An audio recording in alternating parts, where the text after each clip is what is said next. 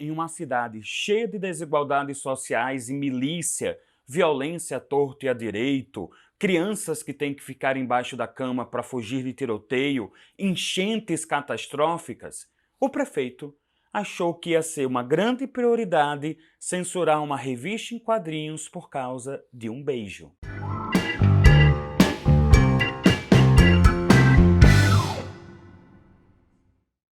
Quando vocês leem quadrinhos, nós temos aí uma miríade de histórias, desde aquelas histórias mais críticas, mais adultas, como Maus, que retrata a Segunda Guerra e o nazismo, o Watchmen, que repensa o papel dos super-heróis, Cavaleiro das Trevas, que fala sobre fascismo e sobre violência. A gente também tem aqueles quadrinhos mais infantis, Turma da Mônica, Pato Donald, Mickey, Disney em geral, e nós temos aqueles quadrinhos de heróis que são basicamente pessoas em colantes coloridos brigando com outras pessoas em colantes coloridos. E é justamente nessas revistas mais descompromissadas, que são voltadas para o público adolescente e para o público adulto, que nós temos Vingadores, a Cruzada das Crianças. É uma historiazinha assim mediana que foi publicada em 2010, que trazia a equipe dos Jovens Vingadores, e nela nós temos uma cena de beijo entre o Icano, que é um dos filhos da Feiticeira Escarlate, e o Hulkling, que é um Skrull, filho também do Capitão Marvel. E aí é um casal homoafetivo, eles têm uma conversa sobre os poderes do Icano e, numa cena, há um beijo. Nossa, um beijo!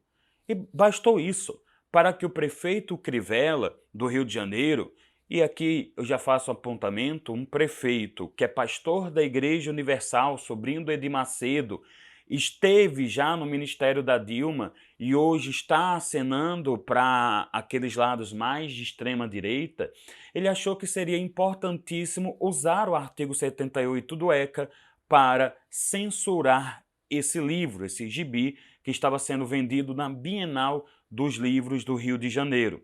Esse artigo 78 estabelece que todo material impróprio para consumo de crianças seja lacrado e identificado como impróprio. Então, de repente, eu vou vender uma Playboy, eu vou vender ali uma revista ou um livro de cunho mais picante, de horror, de violência, eu tenho que identificar que não é para consumo de crianças. O que não seria realmente o caso de um livro que tem, ou de um gibi, né, que tem um beijo homoafetivo.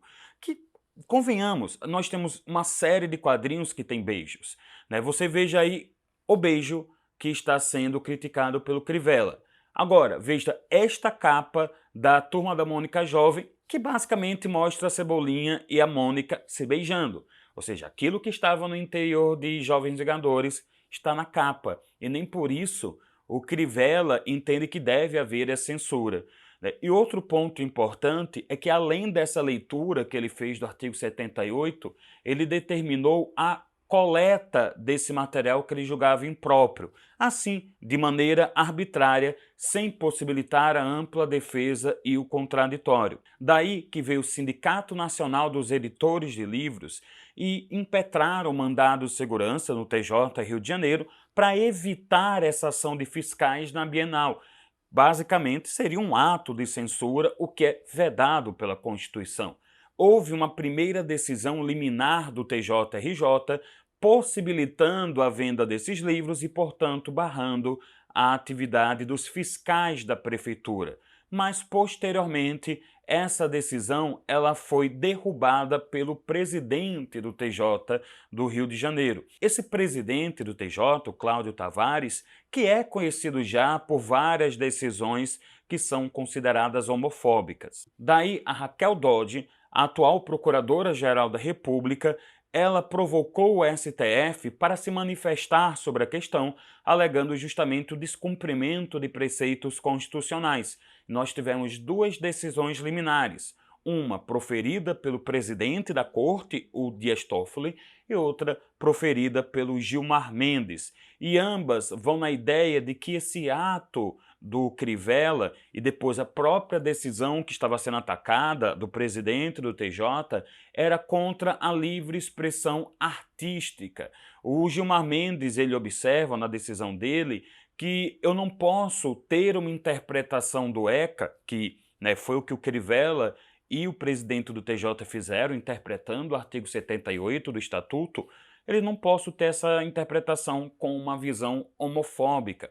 Ele também diz que o argumento de que um beijo homoafetivo não era algo previsível dentro de uma história de ficção, de que os pais estariam sendo pegos de surpresa, é uma atitude de anormalizar, de tornar algo monstruoso uma simples demonstração de afeto homoafetivo, já que, afinal, nós vamos ter aí uma série de demonstrações de afeto, como beijos, nós temos violência também nesses quadrinhos e tudo mais. É importante nós observarmos que essas decisões elas se baseiam basicamente em dois princípios da Constituição. Primeiro, o princípio da liberdade de expressão, e esse princípio que se manifesta na liberdade de cátedra, ou liberdade de demonstração de conhecimento científico, que o professor, o cientista tem. E nós temos a liberdade de expressão artística, que é a possibilidade de você expressar suas ideias, seus sentimentos, através da produção artística, obras plásticas, música, livros e revistas em quadrinhos. É necessário que a gente entenda que revista em quadrinho é sim arte. Eu posso ter a arte pop, eu posso ter a arte de pura diversão, como eu também vou ter ali quadrinhos que são mais críticos. E tudo isso tem que ser protegido por essa liberdade que está na Constituição e em vários documentos internacionais. Acompanhem comigo. A Constituição estabelece no artigo 5º, inciso 4º, é livre a manifestação do pensamento, sendo vedado o anonimato. Ou seja, você pode se expressar livremente. Você pode até utilizar pseudônimos. Isso era muito comum para fugir da censura na ditadura militar, mas eu não admito o anonimato. Então, estão ouvindo fakes do Twitter, do Facebook, etc. Não vale o anonimato, principalmente porque a liberdade de expressão ela não é absoluta. Eu posso ter ali a responsabilização penal, civil, de quem abusa dessa liberdade. O que eu não posso ter é a censura. Venho aqui para o artigo 5º, inciso 10º da Constituição. É livre a expressão da atividade intelectual, artística, científica e de comunicação, independente de censura ou de licença. O que eu posso ter é a punição de atos que prejudicaram direitos de terceiros. Por exemplo, utilizar a minha expressão para ofender um direito do menor, o que não é ofendido por um ato de carinho afetivo, um beijo, ou então ofender ali a honra. Veja, ofender a honra entra no crime de racismo e recentemente em mandado de injunção e ADO, o STF reconheceu que a homofobia, na verdade mais que isso, LGBTfobia, é equiparada ao crime de racismo. Inclusive nós temos um vídeo sobre isso, é só você clicar aqui ou no link da nossa descrição. Então veja, eu posso ter a responsabilidade por atos como racismo, como homofobia, na minha expressão, mas não pode haver censura. No mesmo sentido, está o artigo 220 da Constituição Federal, que fala o seguinte: a manifestação de pensamento, a criação, a expressão e a informação sob qualquer forma, processo ou veículo não sofrerão qualquer restrição. E aí, parágrafo 2º, é vedada toda e qualquer censura de natureza política, ideológica e artística. Lembrando que censura é o ato do poder público, do Estado, em censurar, em tentar evitar que a expressão de liberdade seja exercida. Ou seja, tentar evitar que eu fale aquilo que me interessa e que você ouça aquilo. O que, inclusive, vai contra o Estado de Direito. O Celso de Mello, o decano da Corte, do STF, e, portanto, uma das figuras mais respeitadas hoje no mundo jurídico, ele diz que a censura é o voltar para trevas, é ir contra o Estado de Direito. Os liberais, como o próprio John Locke, né, eles reconheciam que a liberdade de expressão era fundamental para o Estado liberal de direito. E não é apenas a Constituição que estabelece isso. Eu vou, por exemplo, aqui para o artigo 19 da Declaração Universal dos Direitos Humanos, que foi assinada na esteira da criação da ONU, que vários países, inclusive o Brasil, são signatários. E o Brasil quer signatário sem ressalvas, o que quer dizer que ele adere completamente a essa ideia, ao tudo que está estabelecido lá. E estabelece-se como direito humano o seguinte: todo ser humano tem direito à liberdade de opinião e expressão. Esse direito inclui a liberdade de, sem qualquer interferência, ter opiniões e de procurar, receber e transmitir informações e ideias por quaisquer meios, independentemente de fronteiras. Eu posso ter as minhas ideias. Obviamente, há uma declaração quando um escritor e quando um desenhista estabelece um casal homoafetivo. Isso está assegurado também no Pacto de São José da Costa Rica ou a Declaração Americana de Direitos Humanos. Nós percebemos isso no seu artigo 13, tá certo? Que vai falar novamente da liberdade de expressão, liberdade artística, etc., e com proibição da censura prévia. Outro princípio que é ofendido é, obviamente, o princípio da igualdade, ou seja, eu não posso ter qualquer discriminação do país. Isso está estabelecido nos princípios da República Federativa do Brasil, no artigo 3º da Constituição, e também no próprio caput, a cabeça do artigo 5º da Constituição, que é esse artigo que fala dos direitos individuais e coletivos. E aí, por que eu discrimino um beijo gay, entendo que ele é ofensivo a crianças, e não discrimino, por exemplo, o beijo hétero? Eu tenho uma quebra não só da liberdade de expressão, mas dessa igualdade. E outra coisa que a gente tem que entender é que desobedecer princípios constitucionais, e é o caso, o Estado, na figura do Poder Executivo Municipal, está desobedecendo direitos fundamentais, isso não é algo de esquerda ou não é algo de direita. Desobediência de direitos fundamentais é desobediência, ponto. Nós temos vários registros de ditaduras, regimes autocráticos que tentaram destruir obras artísticas e literárias. Você tem os nazistas e fascistas italianos destruindo e queimando livros. Nós temos também a União Soviética e a China de Mao fazendo a mesma coisa, como foi feito em Cuba, como foi feito na Venezuela, como foi feito na ditadura chilena, na Argentina e aqui mesmo no Brasil. Autocracias de esquerda, de direita, todas contra a liberdade de expressão.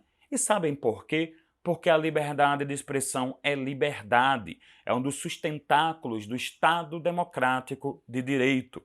Você vai ter acesso a novas ideias, a novas culturas, a novos pensamentos. E isso é algo que o autoritário não quer, isso é algo que o regime tirânico não quer. E o cuidado, hoje é uma obra que eu não gosto que está sendo vetada. Amanhã é uma obra que eu gosto que estará sendo vetada, porque quem começa censurando não vai parar, muito mais porque essas censuras costumam ter um viés político, um viés ideológico e principalmente um viés populista. Então, não nos cabe ser de direita ou de esquerda. Proteção de direitos fundamentais não tem nada com lado político. Nos cabe ser legalistas. Nos cabe ser a favor do Estado democrático de direito e, portanto, contra a censura. Quem quiser se aprofundar um pouco nisso, temos aí várias obras de cultura pop, de literatura e cinema que tratam de censura. Nós temos 1984, que vai falar justamente do Ministério da Verdade. Também nós temos Fahrenheit 451, em que há todo uma espécie de aparato governamental para identificar e queimar livros subversivos. Então, eu recomendo que vocês procurem isso, recomendo inclusive que vocês parem para pensar na questão de nós protegermos os direitos individuais, direitos humanos de primeira geração, que são, sobretudo, universais. Proteja os direitos de um grupo vulnerável como o grupo LGBTQ e também, assim, vou ter a proteção dos meus direitos. Então a censura, vocês vejam, tem todo um aparato jurídico para que ela seja impedida, o próprio STF, na sua função de garantidor da Constituição e garantidor dos direitos fundamentais, atuou de maneira correta e nós temos que estar sempre vigilantes, porque não é apenas o Estado que tem que proteger os direitos humanos. Nós, enquanto indivíduos, também temos que proteger. Basta a gente pegar como exemplo o que o Felipe Neto fez. Independente de se discutir se ele fez isso por boa vontade, por carinho à comunidade LGBT, por publicidade, mas ele fez algo que nós chamamos de proteção particular dos direitos humanos, ou eficácia horizontal, quando um particular vem ajudar, por exemplo, a proteger a liberdade de expressão. Ele que comprou vários livros de temática LGBTQ e distribuiu de graça, inclusive dizendo que esses livros eram impróprios para pessoas retrógradas. E aí eu faço um detalhe. Esse vídeo também é impróprio para pessoas retrógradas. Vocês têm todo o direito de discordar comigo, mas desde que seja feita nesses parâmetros. Tanto que eu terei todo o direito de vetar comentários que sejam considerados impróprios ou violentos. E veja, isso não é censura, porque eu estou no meu espaço particular. Sabe quem não pode fazer isso? O Estado. O Estado não pode censurar. Então, nós ficamos por aqui em mais um Direito à Cafeína. Como sempre, links na descrição, inclusive link para 2 vídeos que eu achei muito interessantes. O da Nilce do Leon, que fala também sobre o tema de censura, e o do Meteoro Brasil, que abordaram questões mais políticas e ideológicas, enquanto a gente fez aqui nesse amarradinho de cultura pop e direito. Portanto, pessoal, curta, compartilhe, comente. Os seus comentários são extremamente importantes, desde que sejam educados, não violentos e respeitando o pensamento alheio. Não será censura se eu vetar violência. Censura é o que o Estado faz e não pode ser permitido. Então nos encontramos no próximo Direito à Cafeína, sempre exercitando nossa liberdade de expressão.